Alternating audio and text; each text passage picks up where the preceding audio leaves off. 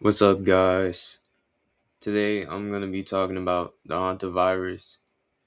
You just got word about it like a few weeks ago, so I'm just gonna talk about it. We're gonna watch a video on it. I know I've been gone for like 3 years, but I'm back. Alright, let's get to it.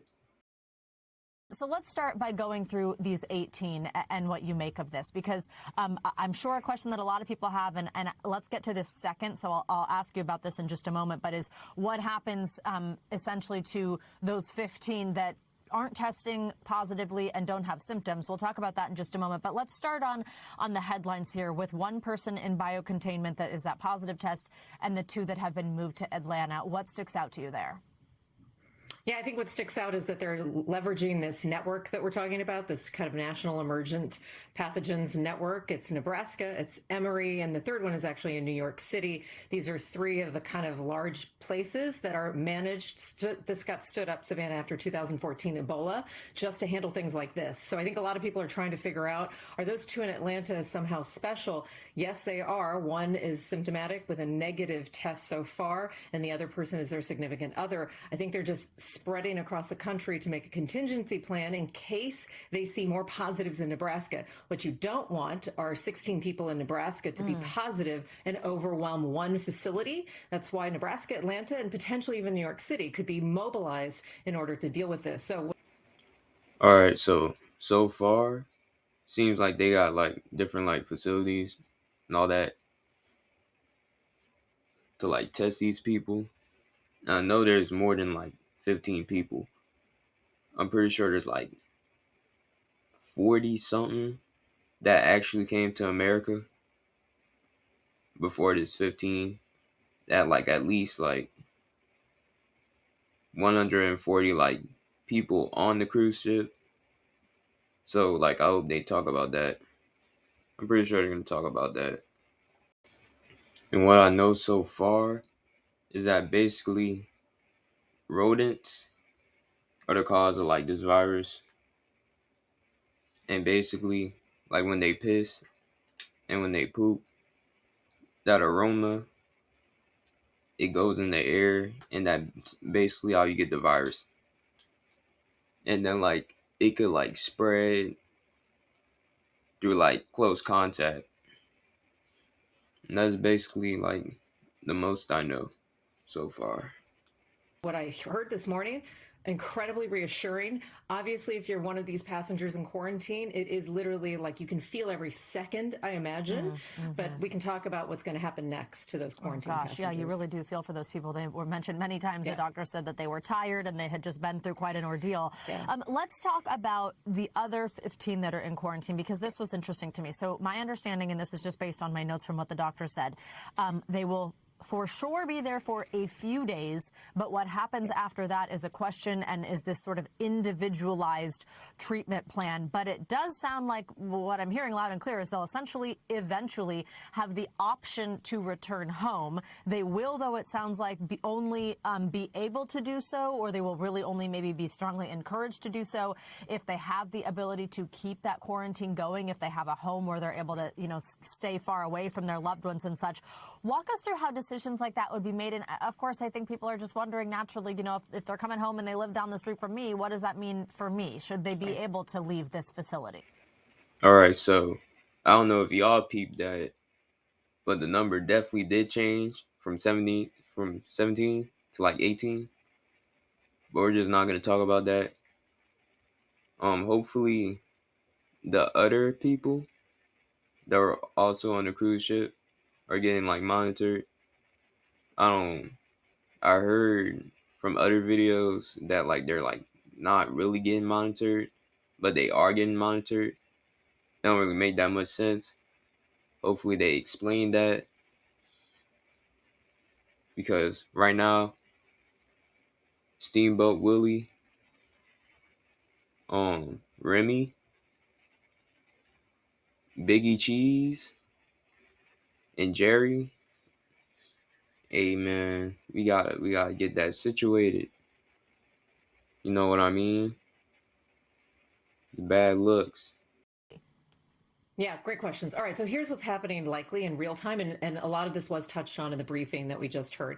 So those passengers that arrived this morning in the quarantine unit in Nebraska getting assessed, like you said, they're in a hotel type setting. They are for sure having their blood drawn just to be checking for evidence of antibodies, evidence of infection. And then over the next several days, that monitoring will continue. You heard the doctors in Nebraska say they're going to assess every person individually.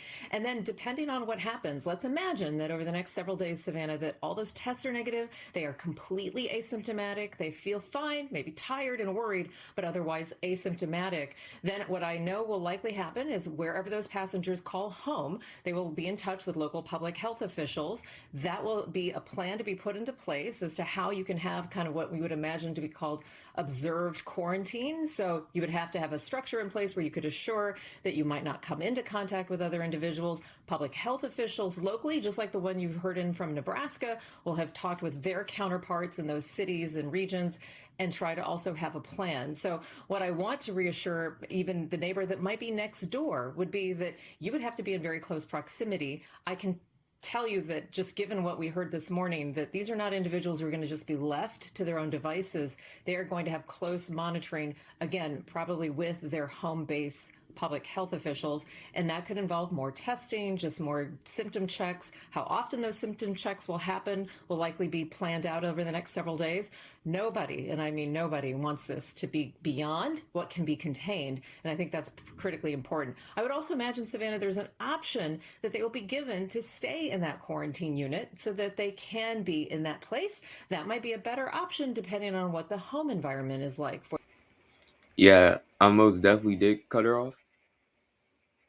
I don't like the words likely when we're talking about this virus. I'm gonna be honest. I don't really like that. I don't like those words. And imagine. It's talking about imagine. I'm not trying to imagine. I'm trying to know. I'm trying to know something. But anyways, yeah, I'm pretty sure it's like a 8 week at most that they would have to like quarantine and all that stuff. But I'm gonna be honest, they really just should stay in the hospital. I don't know about all those other people. Again, there's like 40 people. It's like 40 something, maybe even 50 that we don't really know about. But they better stay in the hospital. That's all I'm saying. Stay in your bed.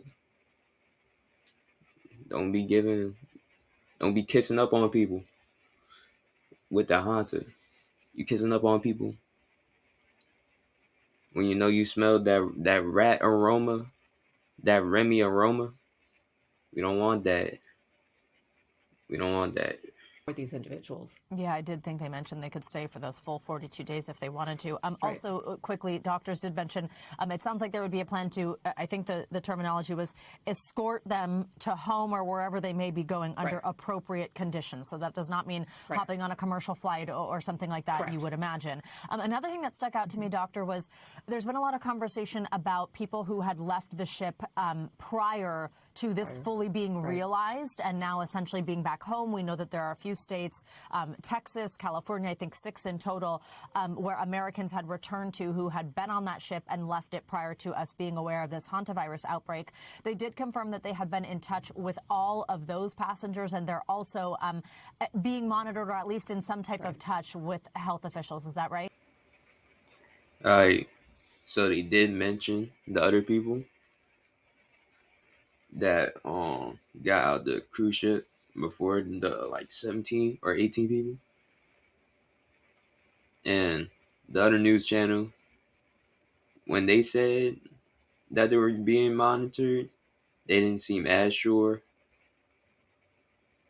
They were saying something like they were being monitored, but they didn't know where they were at specifically. So I don't know.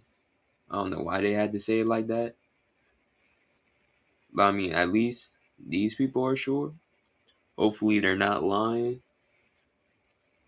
I don't want I don't want these 40 to 50 people just like walking around with the Hanta, touching up on people, trying to get all closer and personal in your space with the Hanta, feeling sick and feverish. But that's just me. Yeah, that's correct. And as you said, New Jersey, there are a number of states that have had their local health officials, state health officials, and as you can imagine, national and kind of world response. Because again, nobody wants this to go beyond kind of people who you can identify as the highest likelihood of either receiving or kind of potentially giving this virus to others. So this involves close contact tracing. Those are familiar terms to all of us. Again, what I just want to stress, this is very different from COVID because of the known quantity of this virus, as well as the fact that, as you said, in general, this is transmitted when someone is symptomatic. So close monitoring of those symptoms matters, and that's why you're hearing what they said this morning. Yeah, I want to talk a little bit about those symptoms and also about the fact, doctor, that what we heard there is, just the way that it's called supportive care, aggressive supportive care. It's not just, there's not a vaccine, there's not just an antibiotic or something like that where you're at a doctor and they're able to give you something that reverses or stops symptoms.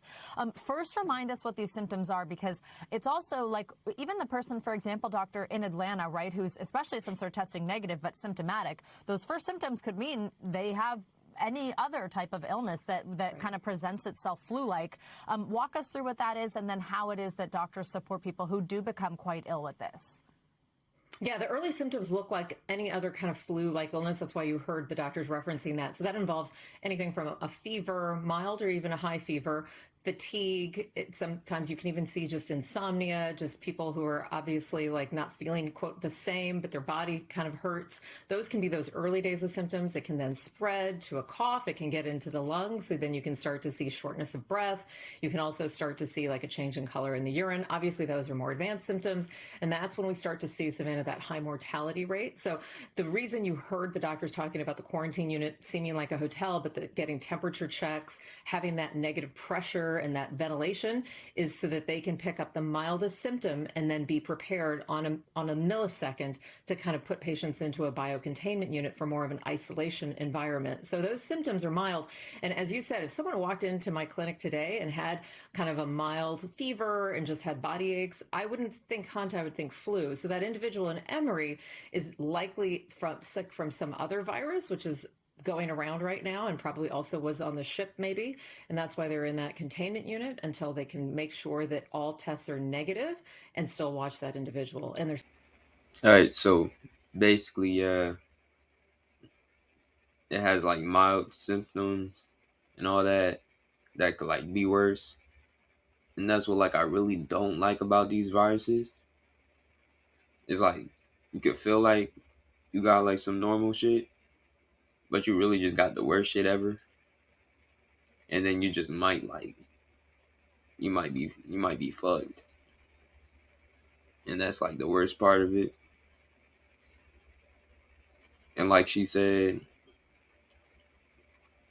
like she's a doctor and whatever, they went in the clinic and they had just some regular fever shit and like wouldn't like think otherwise. And then like they start touching up on people and coughing on people. You think that's normal. But like, why are you coughing on me? You feel me?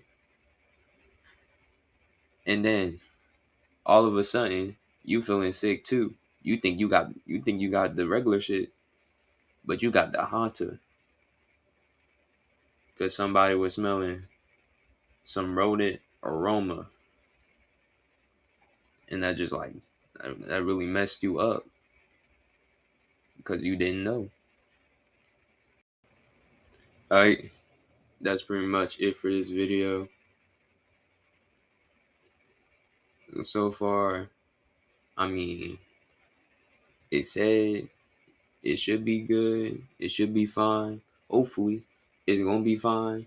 I pray for all the people, all their families, everybody. And I hope y'all enjoyed this video. Enjoyed the information I gave to y'all. Enjoyed the people talking in the video. Enjoyed the gameplay. And that's it. Subscribe, like. Please come back. I know I left to get the milk for like 3 years, but I'm back. I'm probably going to be making some more videos at least once a week. Hopefully. Thank y'all. And goodbye. War down with too high. Remy,